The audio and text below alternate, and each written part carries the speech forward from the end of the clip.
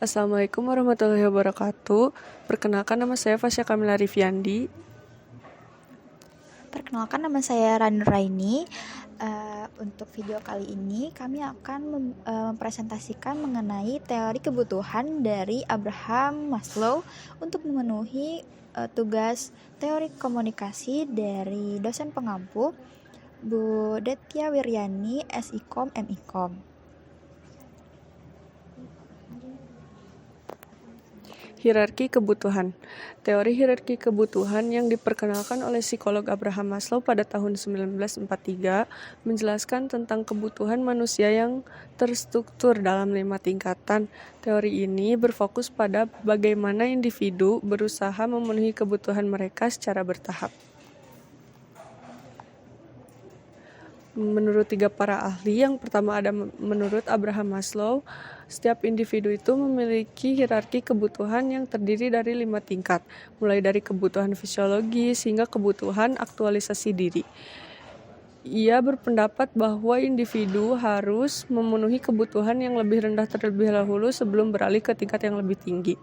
Menurut Tirto, dalam penjelasannya, Tirto menyatakan bahwa teori ini menunjukkan bahwa individu tidak akan mampu mencapai potensi kebutuhan yang tinggi sebelum memenuhi kebutuhan yang rendah terlebih dahulu. Menurut Surmawan, dalam pandangannya, Surmawan menjelaskan bahwa teori hierarki kebutuhan Maslow mengemukakan bahwa manusia berusaha memenuhi kebutuhan dari tingkatan yang lebih rendah, yaitu kebutuhan fisiologis, kemudian ke tingkat yang lebih tinggi sebelum kebutuhan yang lebih rendahnya terpenuhi. Asumsi dasar Maslow terhadap motivasi. Yang pertama ada pendekatan holistik terhadap motivasi. Motivasi manusia melibatkan seluruh aspek diri. Yang kedua ada kebutuhan berjenjang. Kebutuhan manusia disusun dalam hierarki. Kita harus memenuhi kebutuhan yang lebih rendah terlebih dahulu, baru kita bisa beralih ke kebutuhan yang lebih tinggi. Yang ketiga ada kebutuhan dasar yang sama. Cara ini memenuhi kebutuhan motivasinya berbeda, tapi yang dibutuhkannya sama. Yang keempat ada motivasi kompleks. Motivasi manusia bersifat kompleks dan seringkali melibatkan beberapa motivasi sekaligus. Misalnya, seseorang mungkin termotivasi oleh kebutuhan untuk dihargai sekaligus keinginan untuk motivasi dalam hidupnya. Yang kelima ada motivasi tidak sadar. Terdapat juga motivasi yang tidak disadari yang dapat mempengaruhi perilaku seseorang tanpa mereka sadari. Ini menunjukkan bahwa banyak faktor yang bekerja di balik tindakan dan keputusan individu.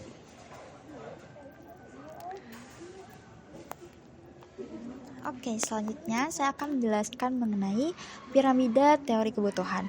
Nah, kebutuhan yang paling bawah harus relatif terpenuhi sebelum kebutuhan di bagian yang lebih atas akan menjadi motivasi. Jadi, kita tuh sebagai manusia harus mulai dari yang paling bawah dulu, yaitu psychological needs, yaitu contohnya dari udara. Ya, kita kan setiap hari butuh yang namanya oksigen. Kalau misalkan kita manusia nggak bernafas, nggak dapat oksigen, kita kan pasti langsung meninggal gitu ya. Jadi kita tuh yang pertama harus terbutuhi dulu dari oksigen, air, makanan, tidur, pakaian, dan juga reproduksi. Kita naik ke tahap 2, tingkat 2, yaitu safety needs, yaitu personal security, employment, kesehatan, dan juga properti.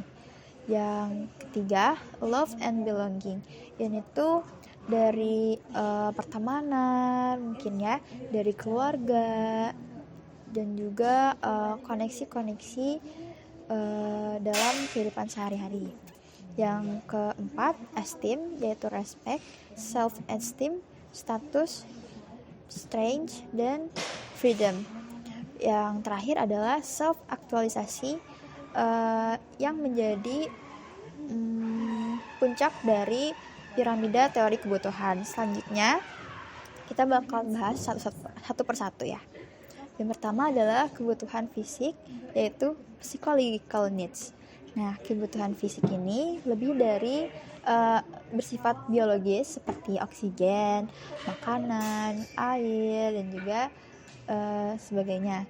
Pemikiran Maslow akan kebutuhan fisik ini sangat dipengaruhi oleh kondisi pasca Perang Dunia Kedua. Karena pada saat itu, manusia berada dalam kondisi salah satunya yaitu kelaparan. Oleh karena itu, Maslow menganggap kebutuhan fisik adalah yang paling utama melebihi apapun.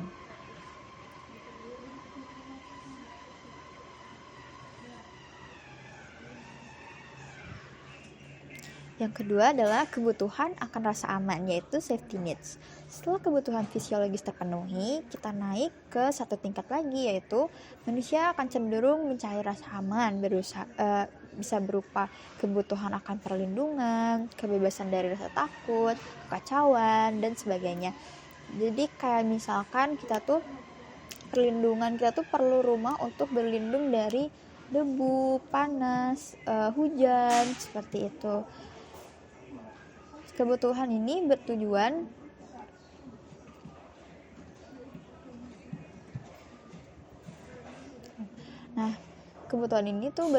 untuk mengembangkan hidup manusia supaya menjadi lebih baik. Yang ketiga adalah kebutuhan akan kepemilikan dan juga cinta, the belongingness and love needs. Setelah kebutuhan fisik dan rasa aman terpenuhi, manusia akan cenderung mencari cinta dari orang lain supaya bisa dimengerti dan juga dipahami. Jadi, kebutuhan akan cinta itu tidak sama dengan kebutuhan akan reproduksi. Soalnya kalau misalkan kebutuhan reproduksi itu dikategorikan sebagai kebutuhan fisik. Jadi kebutuhan akan cinta ini menguatkan bahwa dalam hidup manusia tidak bisa terlepas dari sesama.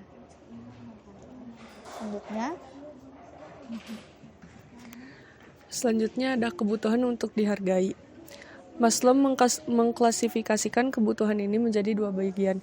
Yang pertama ada bentuk menghargai diri sendiri.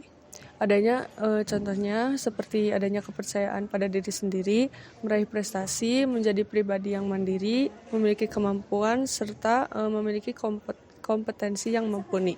Yang kedua ada bentuk penghargaan dari orang lain. Contohnya mendapat status, gelar, pangkat, jabatan, menjadi orang terkenal, mendapatkan apresiasi atas ketekunan yang dilakukan, dan juga mendapatkan pujian yang dinilai baik oleh orang lain. Yang kelima ada aktualisasi diri. Aktualisasi diri atau kebutuhan untuk hidup sesuai potensi yang seutuhnya, dalam kutipan berdamai dengan diri sendiri dan menjadi apa yang dikehendaki pada kita, itu merupakan suatu kutipan yang bisa dikatakan tiap orang harus tahu apa yang ingin dia lakukan dan ingin didalaminya. Aktualisasi diri dikendalikan dengan perasaan di mana kamu ingin hidup sesuai dengan potensi yang kamu punya. Ciri-ciri individu yang mencapai aktualisasi diri. Yang pertama ada kreativitas dan inovasi. Yang kedua ada penerimaan diri dan orang lain. Yang ketiga ada kemampuan untuk melihat dunia dengan cara yang lebih objektif. Yang keempat ada motivasi untuk pertumbuhan pribadi dan pengembangan diri. Dan yang terakhir ada kemandirian dan kemampuan untuk membuat keputusan yang baik.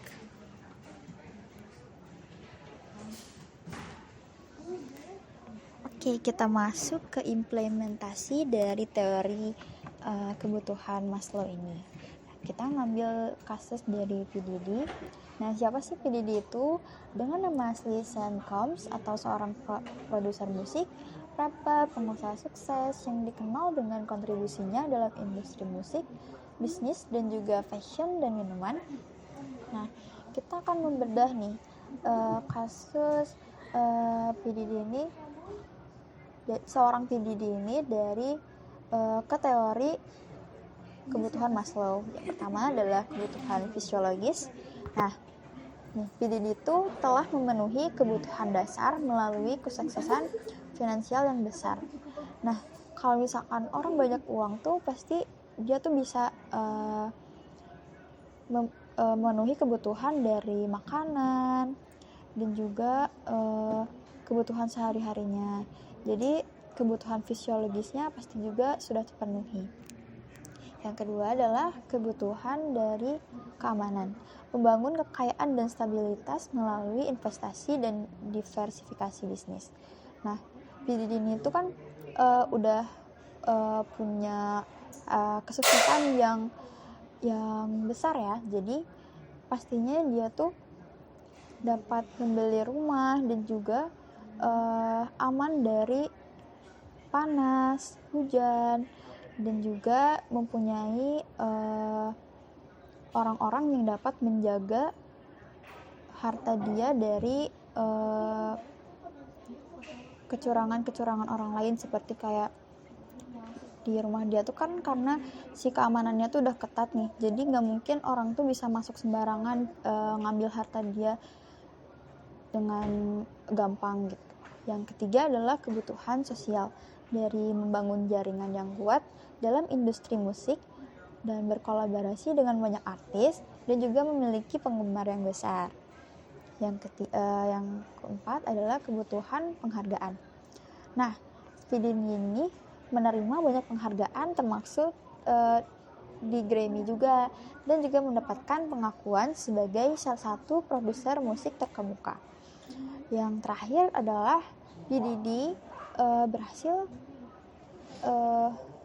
berhasil masuk ke tahap kebutuhan aktualisasi dirinya. Jadi dia tuh berhasil menciptakan inovasi dalam musik dan bisnis, serta juga memberi kepada masyarakat melalui yayasan dan program sosial gitu. Jadi kan dari awal tuh dia bilang dia adalah seorang produser musik. Jadi dia tuh emang fokusnya dan bidang yang dia suka adalah dalam musik. Jadi aktualisasi dirinya tuh mengembangkan dirinya dan juga mengeksplor lagi dalam industri musik tuh. Oke, mungkin sekian presentasi yang dapat kami sampaikan. Mohon maaf bila ada salah-salah kata. Wassalamualaikum warahmatullahi wabarakatuh.